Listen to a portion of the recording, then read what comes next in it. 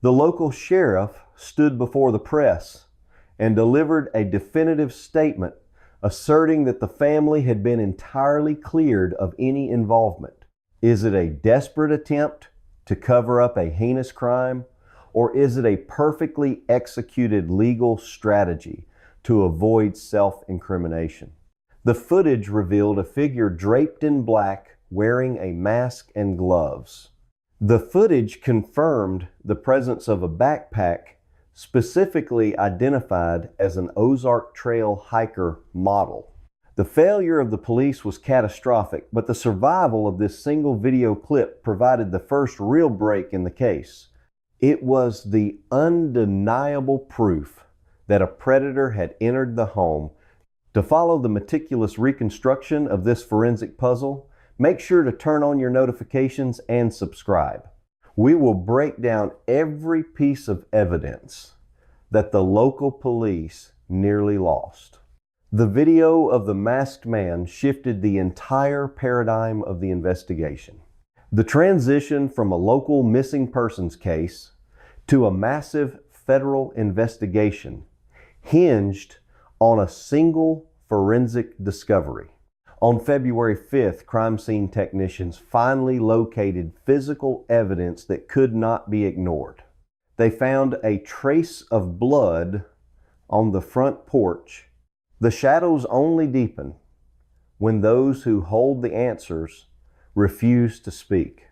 Laboratory analysis quickly confirmed that the blood belonged to Nancy Guthrie. This was the turning point. The blood shattered the wandering elder theory completely. The Department of Justice and the FBI immediately took control of the narrative. They officially entered the investigation and announced a $50,000 reward for information.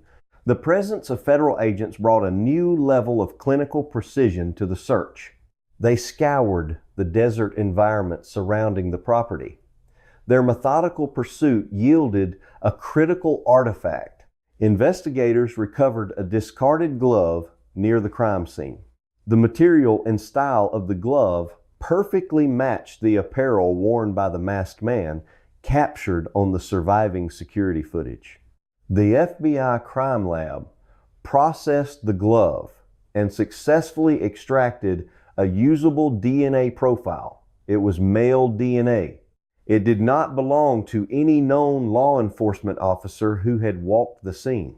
To keep following the evidence, no matter how uncomfortable the truth becomes, make sure to subscribe to Shadows with Liam. It was the biological signature of the intruder. The physical evidence was finally aligning. They had the blood on the porch. They had the video of the masked man with the Ozark Trail hiker backpack. They had the genetic material left behind on the glove. The forensic picture was sharpening into focus. It seemed as though the investigation was on the verge of a massive breakthrough. With a clear DNA profile, the identification of the suspect should have been imminent. But the forensic pursuit led the federal agents into an unexpected void. The DNA profile was run through the national databases. It was compared against known offenders. It was a pristine biological sample that should have provided a name and an address. Instead, the DNA profile yielded no matches. The genetic signature belonged to a ghost. We do not deal in rumors, we deal in facts. The investigation had moved from the clumsy hands of the local police to the advanced laboratories of the FBI, only to hit a brick wall. The physical evidence proved that a violent abduction had occurred. The DNA proved that a specific male individual was responsible, but the identity of that individual remained completely unknown. The clinical pursuit of the truth had stalled. The federal agents had all the pieces of the puzzle, but the final picture refused to reveal itself.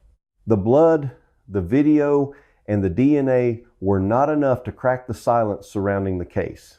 The evidence pointed outward to an unknown assailant, but the leaks to the press pointed inward to a family member refusing to speak.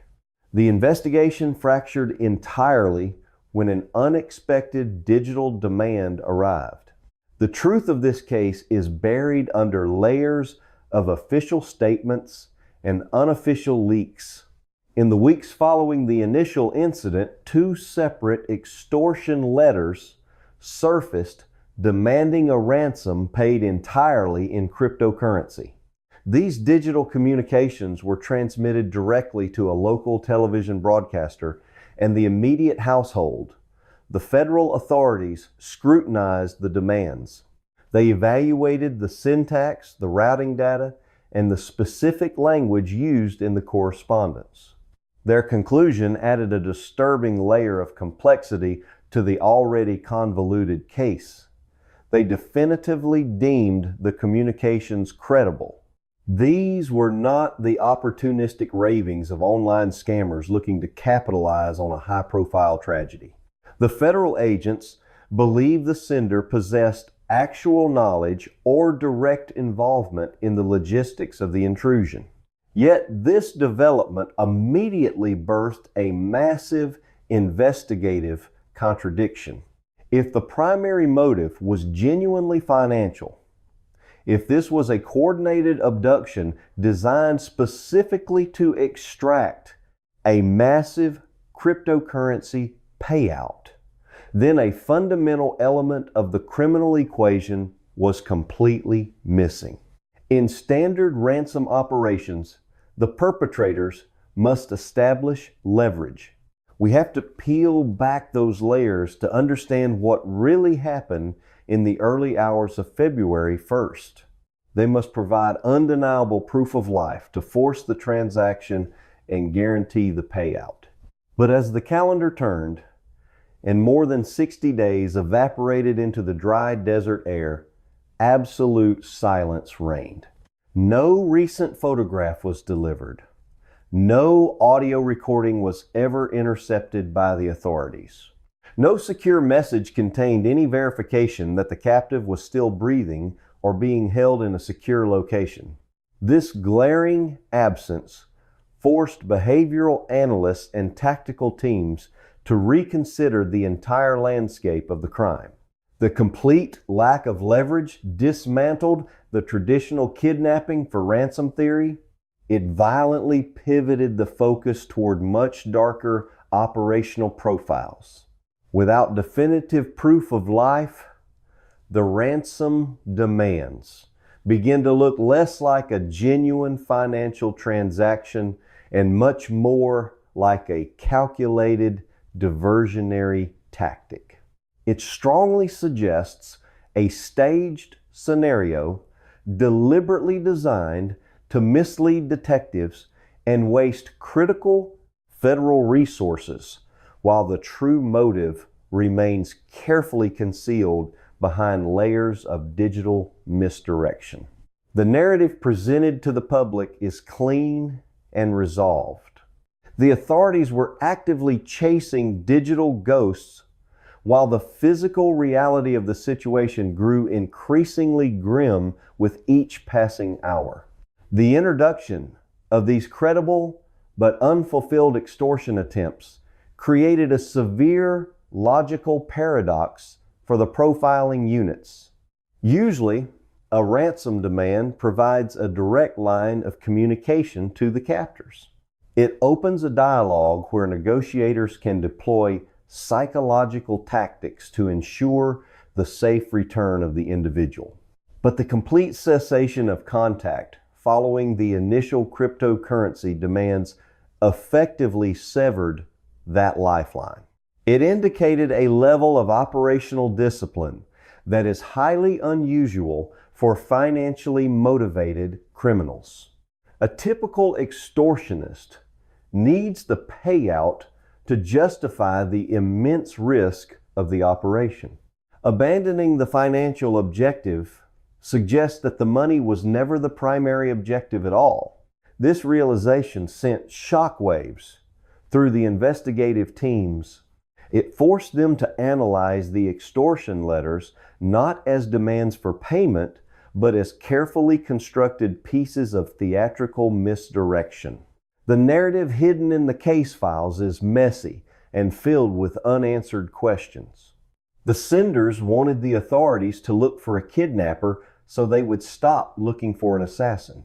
The wording of the demands, the choice of cryptocurrency, the decision to involve a local television broadcaster, all of these elements were potentially calculated to craft a specific external narrative. The entire communication strategy appeared designed to project the illusion of a prolonged hostage situation. But the deafening silence that followed those initial letters spoke volumes. It indicated that the individuals responsible had already achieved their true objective, and the subsequent communications were merely smokescreens deployed to cover their tracks. The investigation was now actively fighting against a highly sophisticated disinformation campaign. The federal agents had to manually deconstruct the extortion letters to separate the intentional lies from any accidental truths the sender may have inadvertently revealed. This painstaking process of linguistic and technical analysis consumed massive amounts of manpower and analytical computing resources. Every digital breadcrumb had to be chased to its absolute conclusion. Even as the analysts, it is a story of a local police department rushing to clear names while federal agents hit roadblocks at every turn, grew increasingly confident that the trail was deliberately designed to lead them nowhere. The deeper they dug into the digital extortion attempts, the further they drifted from the actual physical location of the missing woman. The entire operation was paralyzed by the conflicting interpretations of these digital anomalies. The case was slowly drowning in a sea of unverified digital claims and intentionally manufactured dead ends. The letters were a puzzle within a puzzle, and the authorities were losing the race against time. The strategic brilliance of the Phantom Communications lay in their ability to completely hijack the investigative momentum. The detectives were forced to react to the narrative dictated by the perpetrators rather than proactively hunting the individuals responsible. This operational paralysis set the stage for a much more disturbing domestic revelation that would soon shatter the remaining investigative framework completely. The tension finally ruptured when the independent press dropped a journalistic bombshell that shifted the entire operational axis of the federal probe. The investigative reporting explicitly centered on Tommaso Cioni, the son-in-law who was officially. The silence of the alleged prime suspect echoes louder than any press conference. The final known individual verified to be in the direct company of the victim before she vanished. According to sources cited by News Nation and other seasoned investigative journalists, his personal vehicle was reportedly impounded by authorities for extensive forensic processing. This physical seizure of property represented a massive escalation in the operational intensity of the probe. It signaled a definitive transition from a generalized search into a highly targeted inquiry. But the most crucial revelation was not the seizure of the vehicle. It was the absolute lack of verbal communication that followed. He was allegedly refusing to engage in any substantive dialogue with the federal agents assigned to the case. He had formally invoked his constitutional right to remain entirely silent. This is the critical juncture where public perception and legal reality violently collide in high-stakes investigations. The court of public opinion often views the outright refusal to answer investigative questions as a tacit admission of underlying guilt. It was a comforting narrative for a community on edge. It forces us to look past the official reassurances and dive directly into the cold, hard facts of the timeline. They inherently assume that an innocent person would shout the truth from the rooftops and cooperate completely to assist the authorities. But within the clinical and adversarial environment of a federal probe, this complete silence is a highly sophisticated maneuver. It is the ultimate defensive posture available to any citizen. Invoking the right against self-incrimination is a strategic deployment of constitutional protections designed to completely neutralize an interrogation before it can even begin. By securing legal counsel and refusing to speak, the individual effectively builds an impenetrable fortress around their personal knowledge of the events. They force the government to build their entire prosecution exclusively on external forensics without the benefit of a confession or a contradictory statement that could be used to legally trap them later. This calculated silence explains the agonizing gridlock that currently paralyzes the higher levels of the investigation. The federal agents possess a wealth of technical data points, but these pieces of physical evidence only point to actions taken in the physical world.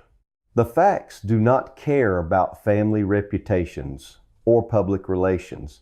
They only point to what physically occurred. They completely lack the internal context required to tie a physical action to a specific human motivation. The strategic silence creates an insurmountable barrier because it actively denies the investigators the critical narrative tissue needed to connect the external events to the domestic environment. The investigators are left holding the edges of a complex puzzle while the vital center pieces are locked inside a mind. They are legally forbidden to access or compelled to speak. This standoff represents the absolute peak of operational frustration for the authorities. They are facing a situation where the legal framework itself is being weaponized against the people sworn to aggressively uphold it. The silence is not merely an absence of spoken words. It is an active and aggressive legal blockade. It forces the detectives into a corner where they must construct a flawless and unassailable forensic case without a single procedural misstep, because they will never get the opportunity to secure a critical verbal slip-up. And what occurred is a sequence of events so precise and so devastating that it leaves no room for innocent explanations.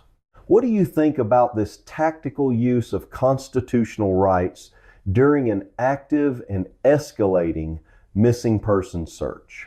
Drop into the comments below and let us know exactly where you draw the rigid line between aggressive legal self-preservation and the deliberate obstruction of a federal inquiry. Your perspective helps us deeply analyze the complex human element operating behind these sophisticated legal maneuvers. The situation has severely devolved into a high-stakes staring contest between absolute federal authority and absolute individual silence. The legal shield has been raised, and the agents are currently incapable of piercing the heavy armor. The standoff leaves the entire investigation suspended in a permanent state of indefinite paralysis, while the most fundamental questions remain completely and utterly unanswered by those closest to the epicenter. The meticulous application of this legal strategy demonstrates a profound understanding of the vulnerabilities inherent in building a purely circumstantial case. It reveals a highly calculated mindset that heavily prioritizes long-term legal survival over any desire for immediate public vindication or cooperation. We must examine the environment that made this possible. The authorities are essentially operating blindfolded by the very laws they are required to strictly observe. This creates a terrifying investigative reality where the ultimate truth might be perfectly known by those immediately involved, but remains entirely and legally inaccessible to those explicitly tasked with finding it. The silence effectively starves the entire investigation of the crucial momentum required to secure further warrants and execute any potential arrests. The investigation now exists in a suffocating state of permanent limbo. The initial rush of adrenaline and the frantic deployment of resources have devolved into a slow, agonizing procedural crawl. The case file is bursting with highly technical analysis, yet the overall narrative remains fundamentally incomplete.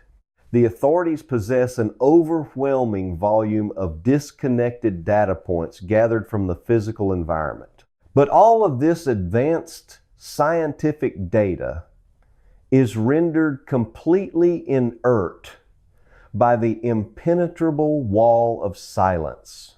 The clash between opposing investigative philosophies continues to generate massive friction behind the scenes. We must look at the world as it existed right before the chaos descended. Different agencies operate on completely divergent operational assumptions. This institutional civil war severely degrades the overall efficiency of the search for the absolute truth. It creates a chaotic and compartmentalized environment where vital information is hoarded by specific departments rather than freely shared across the investigative spectrum. The ultimate resolution of this case hinges entirely on deciphering the true nature of the events that transpired in the dark. The unyielding silence forces investigators to continually grapple with two distinct and equally terrifying theoretical hypotheses. In the first operational scenario, the perpetrator is an autonomous and highly skilled predator. He is a specialized operator who independently planned and executed a flawless extraction, leaving behind almost zero actionable intelligence. In the second and far more sinister operational scenario, the visible events were merely mechanical components in a much larger orchestrated conspiracy. The physical actions were executed by a hired asset fulfilling a specific contract designed to permanently resolve a hidden domestic dispute. If this secondary theory holds true, then the visible intrusion was nothing more than the false sense of security is often the most dangerous element in any crime. Theatrical performance staged specifically for the authorities to discover and interpret incorrectly. The absolute truth remains buried deep under the crushing weight of the entirely unanswered questions. If this was a targeted assassination deliberately masked as a kidnapping, why generate the elaborate digital extortion demands that followed? If it was a genuine financial extortion attempt, why did the direct communication abruptly cease without ever providing the necessary leverage to secure the funds? The forensic analysis clearly dictates the mechanical execution of the crime, but the silence aggressively protects the underlying motivation. The entire case is trapped in a frustrating operational paradox where the investigators understand almost every detail of the physical execution, but are completely locked out of the psychological motivation. They are staring at a perfectly constructed criminal architecture, but the primary architect absolutely refuses to hand over the necessary blueprints. The relentless passage of time only serves to further solidify the agonizing stalemate. The physical trace evidence slowly degrades in the climate-controlled evidence lockers. For 84-year-old Nancy Guthrie, that security was built on a foundation of modern technology. The digital network trails grow increasingly faint as corporate server logs are routinely overwritten and purged. The collective public memory begins to fade as entirely new tragedies inevitably dominate the aggressive daily news cycle. The final resolution of this complex mystery feels significantly further away today than it did during the initial response phase. The entire legal machinery is permanently stalled, waiting for a spontaneous confession that will likely never materialize, or an unprecedented forensic miracle that may not even exist in reality. The case stands today as a chilling and permanent testament to the sheer power of deliberate strategic non-cooperation. It highlights the disturbing operational reality that a perfectly executed plan combined with an unwavering commitment to silence can effectively neutralize the combined analytical power of the modern American justice system. The ultimate mastermind remains completely insulated from the reach of the law. The detectives assigned to the cold case division are left to perpetually re-examine the exact same physical artifacts, hoping she lived in a home wrapped in an invisible shield of smart cameras and motion sensors designed to keep the outside world at bay. Beyond hope that a totally unforeseen technological advancement will eventually crack the invisible codes hidden within the files. Until that monumental scientific breakthrough occurs, or until someone finally decides to break the suffocating silence, the narrative will remain totally frozen in this agonizing state of legal suspension. The true answers remain locked safely away behind an impenetrable wall of calculated constitutional defiance. What this case teaches us about the critical nature of forensic preservation is absolutely foundational to modern criminal justice. The rigid concept of the chain of custody dictates that every single piece of physical evidence must be meticulously documented from the exact moment of initial discovery to its final presentation in a formal courtroom setting. In this specific incident, the catastrophic failure to immediately classify the residence as a violent crime scene during the initial critical period permanently compromised the integrity of the entire environment. Treating a potential violent abduction as a routine search protocol inevitably destroys microscopic evidence. Her very life was tethered to a digital network. The immediate hours following a major incident represent an irreplaceable forensic window of opportunity. When that vital window is squandered due to improper departmental classification, the perpetrator is instantly granted an absolutely insurmountable tactical advantage. This case serves as a brutal analytical masterclass in how initial procedural negligence can permanently cripple a complex investigation.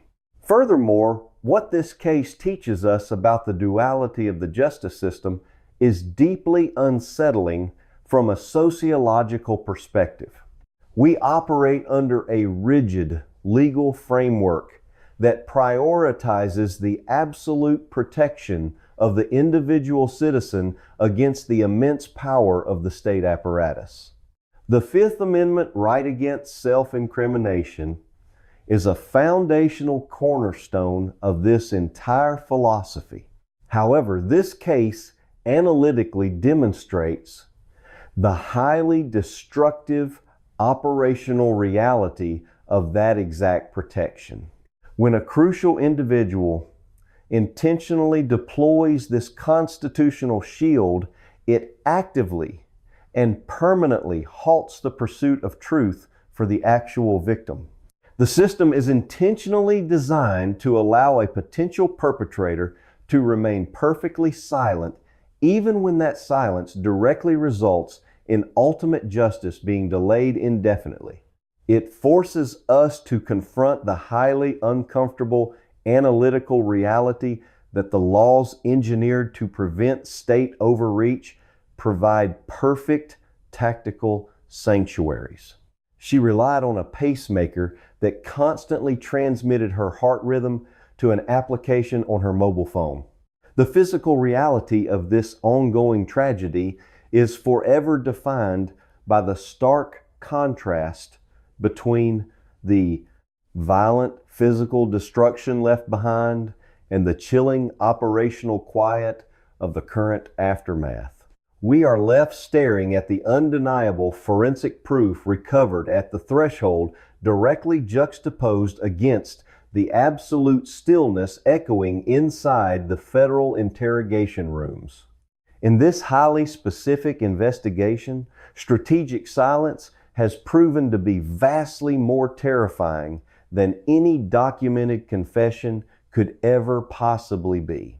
It is a highly effective tactical weapon that has successfully buried the absolute truth under impenetrable layers of legal protection.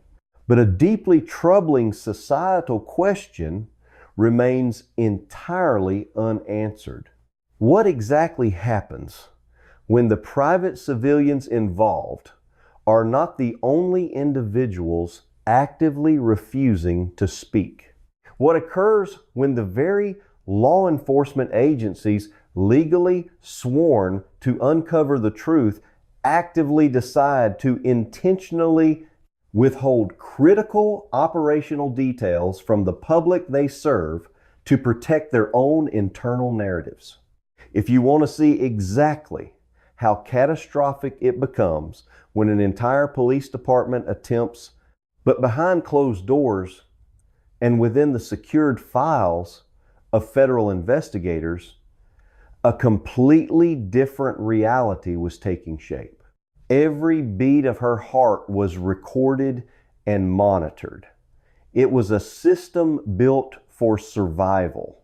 To silence a major ongoing investigation, you need to watch our next breakdown right here. Click the video on your screen right now to uncover the next layer, but the technology meant to protect her would ultimately serve only as a silent electronic witness to her disappearance. The evening of January 31st appeared entirely unremarkable. At 9:48 p.m., she was dropped off at her home by family members after a dinner out. The routine was familiar and safe. 2 minutes later, at 9:50 p.m., the heavy garage door lowered and sealed her inside. The house was quiet. The cameras were rolling. The pacemaker application registered a steady, healthy rhythm. It was a closed loop of safety, but outside that loop, someone was waiting. Law enforcement later confirmed that a masked man had scouted the property before that night. He had walked the perimeter. He had studied the sight lines. According to leaked reports from independent journalists at News Nation, a close family member, he knew exactly where the electronic eyes were positioned. The environment was not a sanctuary. It was a stage that had been carefully prepared for a targeted intrusion. The creeping unease lies in the knowledge that while Nancy settled into her evening routine, an unseen watcher was calculating his approach. He understood the technology that surrounded her. He knew that the digital fortress had vulnerabilities. The physical walls of the house offered no real protection against someone who had already mapped out the electronic defenses. The darkness outside the home concealed a meticulous plan. Inside, the pacemaker continued its steady transmission. Outside, a figure moved with lethal purpose. The contrast between the peaceful interior and the predatory exterior creates a tension that is difficult to ignore. The technology was functioning perfectly, but it was completely blind to the intent of the person standing just beyond its field of vision. The stage was set for a confrontation between a vulnerable elderly woman and a prepared intruder. Was reportedly considered the prime suspect and was actively refusing to speak with the FBI. The digital heartbeat pulsed on the screen of the mobile application. The cameras maintained their vigil, but a shadow was moving closer, and the illusion of safety was about to be shattered in a matter of hours. The cold timeline of machines tells a story that human witnesses cannot. Machines do not panic. They do not lie. They simply record the exact moment when normalcy violently ends. At 1:47 a.m., the digital shield was breached. The doorbell camera abruptly died. The connection was severed not by a technical glitch, but by deliberate intervention. 25 minutes later, at 2:12 a.m., the security software motion sensors detected movement right at the front door. The system registered a figure tampering with the hardware. The masked man was dismantling the first line of defense. This glaring contradiction lies at the heart of an 84-year-old woman vanishing into the cold night. And then came the most chilling data point of all. At 2:28 a.m., the pacemaker application lost its connection to the mobile phone entirely and permanently. This was not a temporary signal drop. The digital lifeline was cut. The electronic pulse that proved Nancy was alive simply vanished from the network. The machines recorded the exact sequence of a targeted takedown. The next morning, the silence of the house went unnoticed until it was too late. It was not until 11:56 a.m. when she failed to attend an online church service that the family finally called 911 to report her missing. The response from the local authorities set the tone for the entire investigation. When police arrived, they did not secure a crime scene. A beloved mother disappears, leaving behind a trail of physical evidence and a chilling digital footprint. They treated the situation as a simple case of a wandering elder. They looked for a confused woman who had stepped out into the desert. They did not see the meticulous dismantling of the security system. They did not immediately process the sudden death of the pacemaker application as a critical medical event. They walked through the property without the caution required for a major crime. They operated on the assumption of an innocent mistake, but the data told a different story. The timeline of the severed connections proved that this was a coordinated attack. The delay in recognizing the true nature of the event gave the perpetrator a massive head start. The police searched for an elderly woman while the evidence of a violent intrusion was right in front of them. The contrast between the sharp precision of the timeline and the clumsy initial response is staggering. Yet the investigation hits a brick wall not because of a lack of clues, but because of an impenetrable wall of silence. The machines knew exactly when the crime occurred. The humans took hours to even realize a crime had been committed. The failure of the system is often more shocking than the crime itself.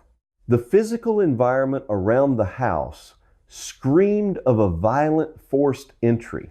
Plants had been ripped directly from the soil to deliberately obscure the sight lines of the remaining cameras.